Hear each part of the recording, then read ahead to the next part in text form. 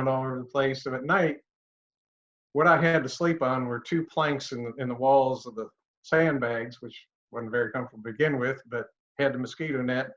But we had rats running up and down all night long, and they'd be fighting right by my face. So what we had, where we had our gear, was in a fairly good sized tent. So I decided I'd move out there, which the tent wasn't protected. So if a mortar round ever hit on the hill, I'd be toast. But at least I didn't have the rats fighting by my face all night long. But I did wake up one night with a 12-inch venomous centipede crawling on my leg. And these things were pretty venomous. And if you got bit by one, you were rated a medevac to go back to the hospital because it made you deathly ill. Didn't kill you, but made you deathly ill. And that thing was hard to kill too. It was like hard rubber. I tried to grind him into the sandbag with my boot, and that didn't work. So I ended up having to chop him up with my bayonet. The one time, one night we were there in Recon's bunker having a marathon Monopoly game at night, drinking beer and playing Monopoly. And all of a sudden there were whispering coming across their radio. And the whispering was from the recon team that was out in the valley, probably about 500 yards from the base of our hill. And they're saying 200 NVA were walking by and decided to take a break, and they're sitting down right 20 yards from us. So the recon team, relay team called Da Nang and got an airstrike coming. So we all had to get our helmets, flak jackets, and rifles, because they were right by our hill, were probably going to attack us. And went out and watched, and out there in the middle of nowhere, we were kind of considered Indian country because we're out there where there's a lot of enemy activity. With no lights, the whole sky was nothing but stars. And then you see two little red dots coming, and those are the tail lights of the two Phantom jets. And next thing you know, you see what looked like red liquid pouring out of the sky, which was their 20-millimeter cannons with tracer rounds. They make another round, hit them with bombs, made another round, and hit them with napalm. So that ended their attempt to get us. And the Marines always make sure that every Marine has a turkey dinner for Thanksgiving. And sure enough, here comes the helicopter on Thanksgiving Day, big thermal canisters, all the fixings and the chaplain. So we had turkey dinner and a church service and communion. A couple weeks later, we shut down that site because they were going to turn the hill over to the South Vietnamese Army. I got sent to Fire Support Base Ross as a DF also, and the living quarters were a lot better. We had this was a bunker made with timbers, and we slept down below and then had our DF equipment up above. Christmas was great. I got a big canister of Mom's homemade chocolate chip cookies. My partner Warren got a 10-pound wheel of Texas Longhorn sharp cheddar cheese from Texas. And we kind of figured out what would go good with that, since we had plenty of Coca-Cola and beer, and we decided ham. So we made a nighttime requisition on the little shack that served as the cook shed, and we liberated a 10-pound ham. So all week we ate cheddar cheese, ham, chocolate chip cookies, and beer and Coca-Cola. High living back in those days. One night there, we had been woken up by somebody from the artillery. Ross was a fire support base, had a battery of cannons, and they got word that the Viet Cong were going to attack us one night. So, we got out there and with our helmets, flak jackets, and rifles. There was a sandbag wall in front of our bunker, and so we got out there and waited. And they told us Baldy, LZ Baldy down the road, was going to fire what was called interdiction fire on us, which means they're firing artillery all around our perimeter to discourage the Viet Cong from attacking. And we watched as one artillery round after another landed maybe 100 yards from us, all around our perimeter. And that was it. They chose not to play that night. We shut that one down because we were getting ready to pull out. Went back to Baldy and then Da Nang, and at Da Nang there we packed up all the gear to go back to leave. That was in April of '71. I was one of 6 guys who were left behind to secure the compound we were in, and we had some Vietnamese workers there, and old Papa Son asked if he could have a lot of the stuff we were going to take to the dump and burn, things like shovels and rakes and plywood and waterproofing, because the little village that his daughter lived in had been hit by mortars by the Viet Cong. So we had to have him walk out through the gate, and we loaded a bunch of stuff in the back of the truck and went down highway, picked him up, went down the highway and down this dirt road. And as we're going down that dirt road, the vegetation was getting closer and closer, and we come into this little ville, about 12 houses, and everybody comes out and starts unloading the truck, and his daughter took us in their house and gave us Coca-Cola and pineapple. And as we were leaving, it was starting to get dark, and I looked at Jim and I says, "You realize we're out here and the only weapon we have is my bayonet?" So we passed getting back to base. So then we took off, flew out of Da Nang. The night before we took off, rockets hit the fuel dump there by the airfield where we were sleeping, about a quarter of a mile away. And it was still burning next night at 6 o'clock when we left.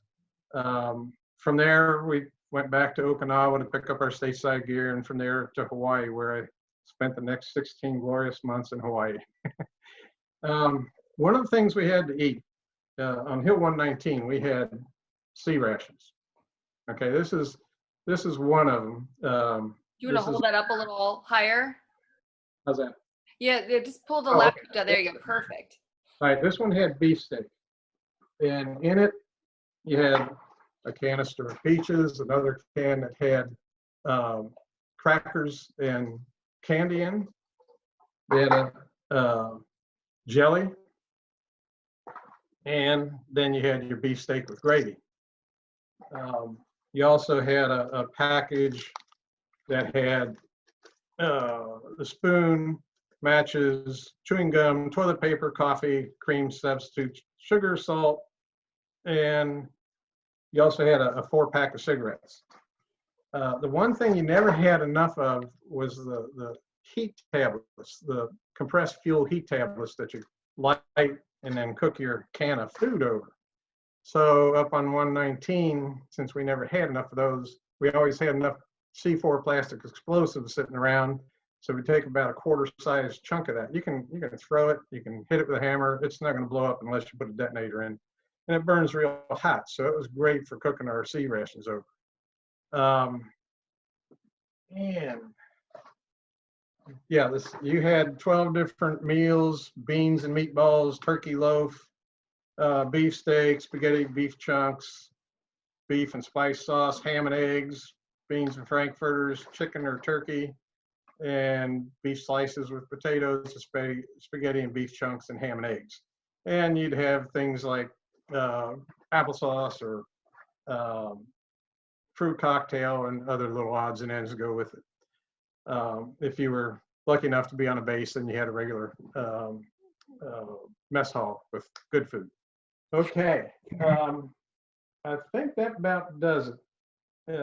Any questions for you? I guess, like, what do you think, what's the most important thing that you would want people to understand about Vietnam? Like, whether you're talking to teenagers or to people that, have not been in the military, what's the most important thing that they should know about the Vietnam War? Okay. There was a lot of movies that came out during that period that really made light of it and put the veterans in bad light. And it was really not good. But I've been putting reunions of our guys together since 1998, and there's not a one of us that regret going, and probably would do the same thing again. We went over there for the right reason, but things got kind of muddied with too much politician influence in it. and quite a bit. It was, at that time, the communist influence in the world was to be stopped, and that was why we were basically there, because you probably learned about the domino theory. Well, if this country falls, then the one next would fall, the next one there. And unfortunately, when the communists would take over a country, they killed a lot of people. When they did take over Vietnam, well, actually, when they raided Hue during Tet, they killed several hundred civilians there. Doctors, lawyers, well, not lawyers, but teachers, and anybody that worked for the government at that time. So they would go in and just kill a lot of people. There was a lot of intermix between the Cao Dai, the Catholics, the Buddhists, that also kind of made things pretty confusing. When the South Vietnamese government was trying to form, all these different factions were creating problems. And the main form of government at the time, before they tried to set up a central government, was the local chieftain of whatever village you're in. There was not a real central government, so to speak. But in '98, when I was putting the reunions together, I had a website with a bunch of pictures on, and my email and phone number for any of the guys that would find it that could contact me. And I was contacted by a Vietnamese woman in France, and she had seen the pictures of the orphanages that I had on there, and one of them was a Catholic orphanage. And she emailed me and said, thank you for those pictures and for what you guys did over there. I was an orphan in that orphanage and was adopted out by a French couple. And apparently she was adopted probably the year before we got to take a little tour around Da Nang. That's why I had pictures of the orphanage. And I had another email from a gentleman from Vietnam that was thanking us for everything we did over there too. So yeah, we did what we could while we were there. And there's just, it was kind of a convoluted mess, basically. Yeah. But everybody, there was a lot of bad publicity for guys that were over there, a lot of bad stories about them, and 90% of them were bad. They were not true, or blown out of proportion. But all of us guys in our unit, like I said, we were glad for what we did. Because we did, with all the intercept we did save lives. Some of the voice communications that were intercepted were the Viet Cong talking back and forth about setting up an ambush of a Marine patrol out there. So we were able to determine where that patrol was and contact them and say, hey, look, up around the bend, you're going to get hit, so that they would reroute themselves. We saved the Bob Hope show the year before I was there. Our Vietnamese linguist intercepted Viet Cong talking back and forth about hitting Bob Hope's Christmas show in Da Nang. Bob Hope is an entertainer that brought entertainers around at Christmas time, and they were going to send rockets in to hit that show in Da Nang. And our guys intercepted that in communications, did radio direction finding on them, hit them with artillery, and it destroyed all those rocket tubes. And I was talking to a guy that was a medical corpsman about 10 years ago.